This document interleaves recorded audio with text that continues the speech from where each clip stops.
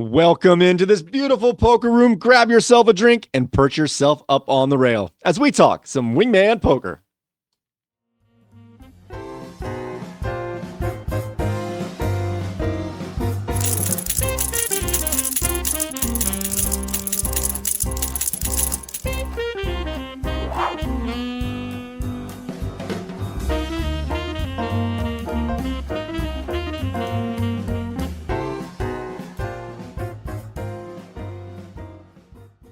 Ladies and gentlemen, boys and girls, welcome on into another edition of Wingman Poker Presents, a chip review.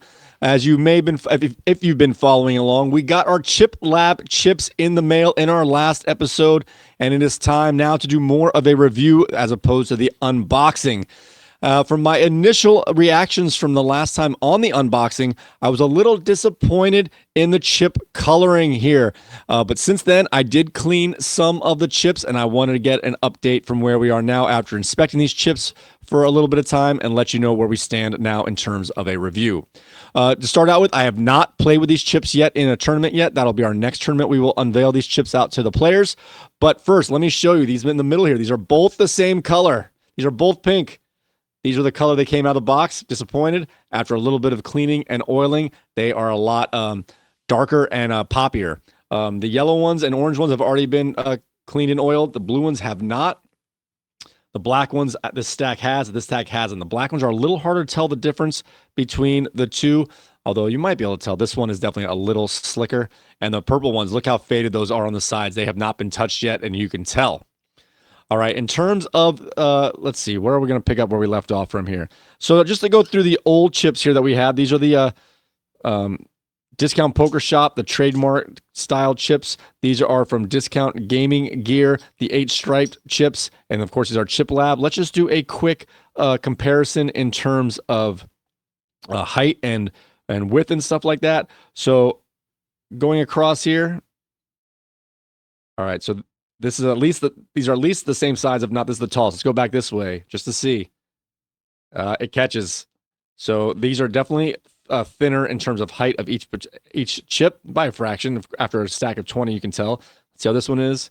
That's pretty close, but also a little shorter. So these are the thickest chips, and they go down from there. In terms of size of chip, like the width of the actual chip, let's see. Discernible, although these feel the least thick is the best way I can say it, I guess. Let's see.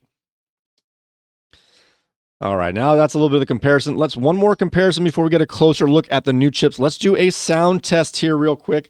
Let's see. What do you think is a fair amount of stack here? All right, that's 10. We're gonna put them over here. It's a little closer to me so I can do this.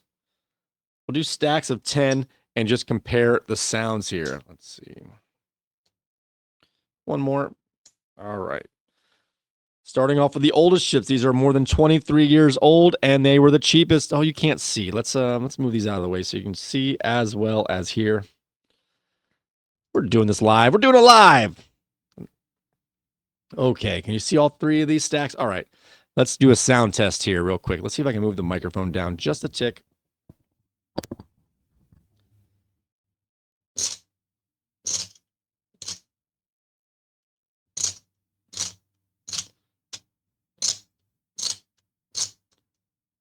All right, those are the oldest ones. Now to the 8-stripe.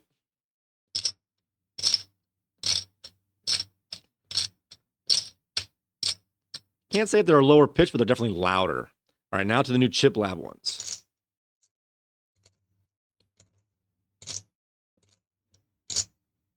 I do believe the Chip Lab ones do have a metal slug in them, but they are less chinky. They have more of that thud. And they definitely have that clay feel with that chalky edge. I'm not saying which is better or not. I've played my whole house game career playing with similar chips of these, plastic ABS style chips.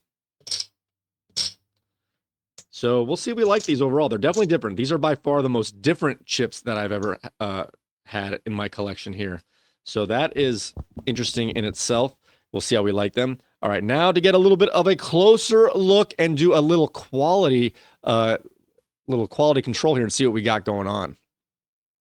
All right, as we get a little bit of a closer look here, let me adjust the microphone. Sorry for any cracking if anything happens there. Okay.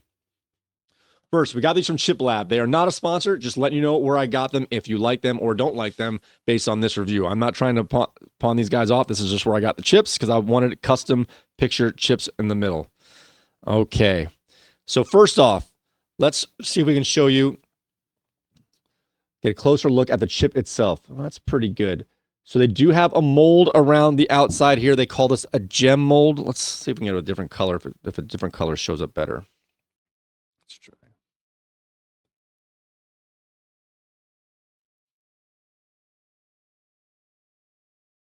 There we go. All right.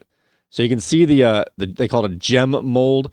I guess it kind of looks like, gems, I guess diamonds, rubies, precious stones, if you will. Not my favorite mold. It's the only mold they had. So that wasn't a matter of a choice in that regard. There's the Wingman logo. On this one, you can see the rings around the circle there. I've got a red ring to match the red stripe on the outside. And I chose white because the big ring's already black. So what I try to do is match the color of the rings around my logo to the colors of the paint stripes. Let's see if that shows up. There you go. So it's a little hard to tell, but the inner ring is a light blue and the outer ring is a light green. When they're back here on the table, you can't even see them. So it's irrelevant, really. But that was the idea, to have my Wingman with the background color to match the chip and little rings around the Wingman to match the stripes. Now, for quality control here, the blue ones I've noticed the most, maybe because of the color, there's some white chipping. But yeah, you can see it really good right there. But I really only see about 1 out of every 110 chips. So there's not a lot to be expected, not to have every chip perfect. But just to say that they're not perfect. But the one thing I am actually impressed with, now they've had a little more time with these, is that every logo is straight up and down to the paint marks. Let's see if we can see that good enough. So we have our 4 splotches of paint. The head of the Wingman is is even with a splotch of paint. What about the other side? They are exactly the same. These are not only are they lined up to a paint splotch, they are lined up to the same paint splotch there. They are up and down on every single chip. That is actually the thing that has impressed me the most about these chips here, is that the quality of their printing direction, if you will. I mean, it's a minor thing, but I've had a lot of, let's see if I can tell from these other ones here. Just a comparison. Let's see what we got. I haven't stared at these too much. These appear to be up and down. They line up in the middle of the stripes. All right, let's see if we turn them over. Oh, these are actually good too. Good for, oh, nope, that one's upside down. That one's upside down. That one's upside down, but that one wasn't. Not a big deal, but just to show you that there could be differences. So that's straight up and down there, and I flip it over. That's straight up and down. This one's upside down. When I flip it over, it's right side up. At least they're straight to the chip. They're just, it's more like you flip it that way. They're straight as opposed to left and right. So I'm very impressed with the chip quality of that. Also, how good are the stickers on there? These old ones, I don't know if you can tell or not, they are definitely stickers.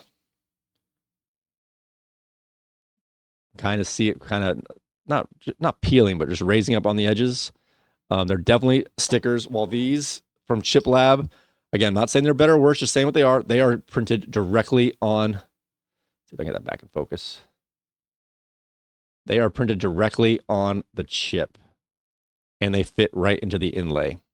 Now, as far how easy or hard is it to get them off? Well, I'm not going to mess with the labels on the chips themselves. I paid money for that, but the boxes came here with their own inlay to kind of show you what was in the box.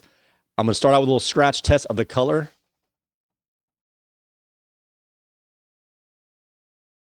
No color was removed. Now, how easy would it be to remove the sticker from the box? In this case, the box. I'm actually trying as hard as I got a little bit of a peel there. I've been working on this on a couple takes here. That's the first time I got it to flick up at all, but I was trying really hard. I'm not going to lie.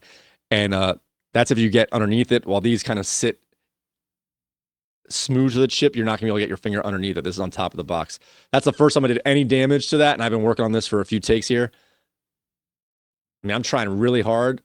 I got my fingernail around the edge. I can I'm starting to get it now if I really try, but it's not going to happen with natural thing. You got to go out of your way to try and damage that sticker. And why would you do that? You bought something that you want to keep. So we're not looking to damage anything.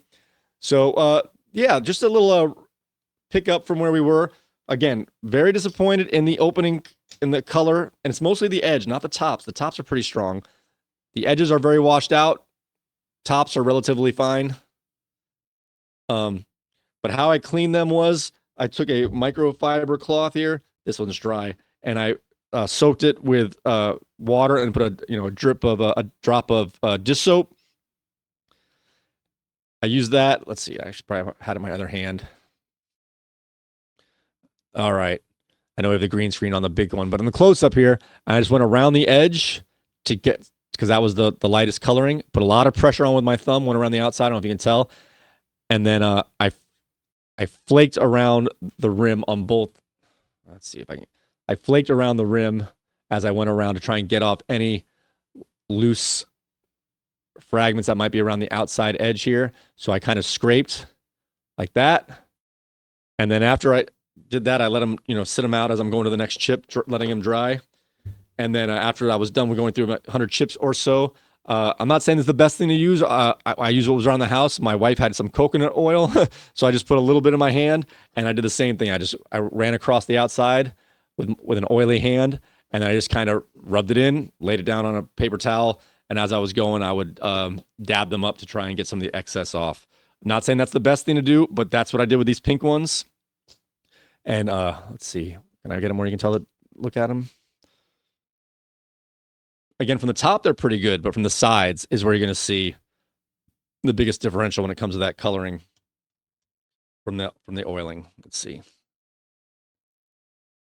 And you can see some dark spots even on the lighter ones just from my fingers and stuff. So I think over time they will brighten up with just natural handling, but that's going to be ununiform and sporadic, and this just brightens them up right away. So first, I want to say, upsetting that I even have to go through and oil and wash every single chip of the 675 chip set. I will say the oiling does help. Hopefully it's a one-time thing. I'm doing, 100 every couple of days because I don't feel like spending all day over the sink and the counter. So hopefully before our next tournament, they will mostly be done. I've got about 300 done, and I got about 350 to go, give or take, obviously, with the math there. So with that being said, I'm impressed with the printing. I'm impressed with the directional of the printing. I'm impressed with how sturdy the inlays are put into the chip. The coloring on the outside is to be desired, but can be repaired. And there is some discoloration from, looks like a chip in a couple of the chips. Again, these are they're heavy. They're very heavy. They've got a little bit, they're not as slippery or smooth in terms of, they are after they put the oil on them, but they're not as slippery as smooth as these older ones here. Of course, these have had a lot more handling and probably oils on them naturally. We'll see how they play. We'll see what our players think of them when they're actually in the rotation here. They're definitely different in terms of the other chipset out there that you can get other than the, from CPC Classic Poker chips, which I did look at, but they are so expensive, I couldn't pull the trigger on those.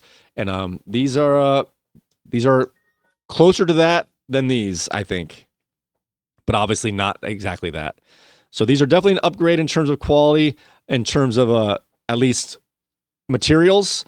I'm not sure if it's going to be an upgrade in terms of gameplay. We'll let our players decide that. All right, guys, thank you so much for joining me for this second part of the Chip Lab chip review. With that being said, guys, may your cards be live, your pocket aces hold. Hey, you know what? If you like what you see here, go ahead, hit that subscribe button, hit the like, all that good stuff. Hit the notification bell. I almost got out of here without putting a little bit of a self-advertisement there. All right, guys. Now, with that being said, may your cards be live, your pocket aces hold, and we will see you next time. Every time I think I'm out, they pull me back in.